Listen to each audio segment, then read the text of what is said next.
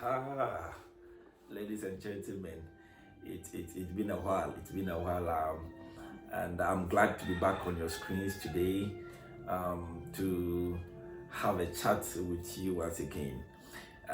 Today, I want us to look at a saying, a statement that has been on our faces, in our ears for quite a time, and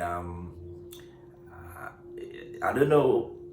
Many use it. Even I, in particular, have been using it a lot because of a situation or a two, and it's kind of like some way somehow true and very relative as well in terms of the situations and places we find ourselves.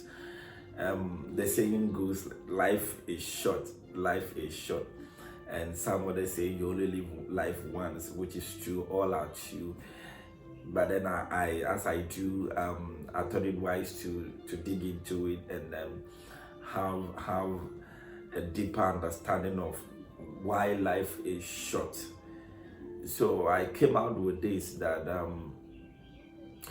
even though they say life is short, which in a term I understand and I do agree, life is not that short. It's not that short in the sense that I will just oppose it to an event where you are, let's say, invited or not invited, whichever way, and you are at the event.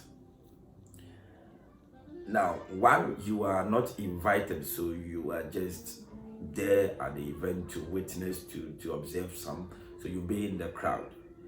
When you are in the crowd and you don't have any program, you don't have any thing to say or to do or to present at that event, at a point in time you get worried. I mean, if the program is being elongated, it's like, okay, I don't have anything doing here, so why am I here? Why must I waste all of my time here? It's enough for me, I'm leaving. Okay. Then the second one is you've been invited, you've been given a role to play. So with that one, you are eager for your turn. You want your turn to come up so that you can mount up the podium or whichever presentation or act you would want to put up. These two scenarios are the same event, but two different things. One, you were not invited, so you don't have anything to do.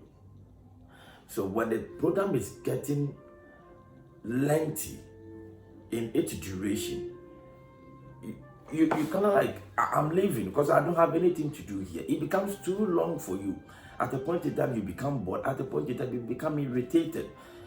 And I want to use that instance to describe how life is not short. The one that you were given a program to do, you were eager to do it, you've practiced, you've prepared, you've rehearsed. And no matter how long it will take for your turn, you are still happy in your heart. You are still looking forward to your time. And when the time comes and you are able to deliver what you've been prepared to do, to deliver, you are good. You feel so happy. You are fulfilled. For that time in particular, you have a fulfillment. You've accomplished something. You've achieved what you put on your mind to come and deliver.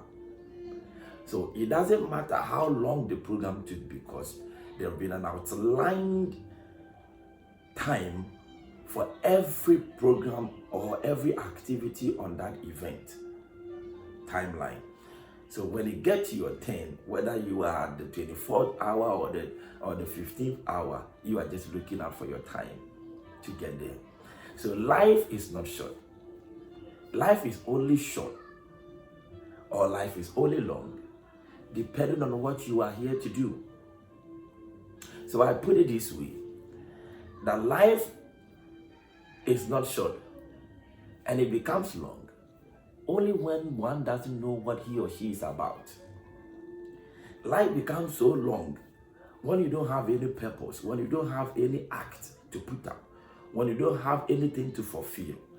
It becomes so long for you that one day takes you 1,000 times to understand. One day takes you 1,000 years to understand. One day takes you 1,000,000 years. So you're kind of like, what am I doing here? The thing is, you've not found something to do. Life is not short. It may be short. In general, it may be short.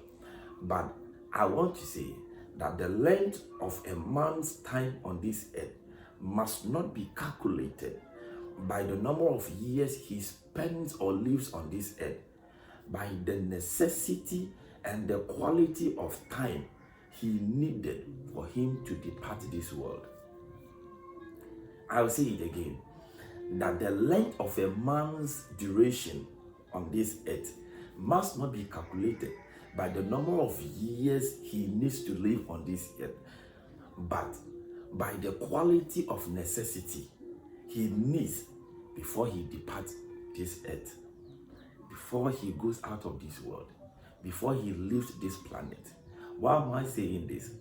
Alexander the Great died at an age of 33, conquered Babylon, Persia, Media, some call it Media, right from Asia Minor to the top hill of Africa, Alexander, that is Alexandria, Egypt, to Morocco and the rest.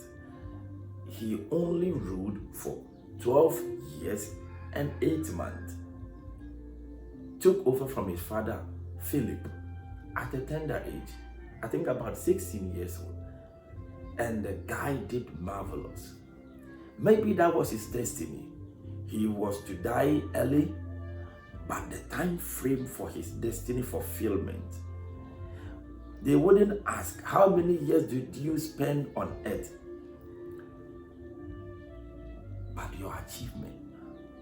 And so when they mention out your achievement to people, they're kind of like, but isn't it too short for him to have accomplished all of this?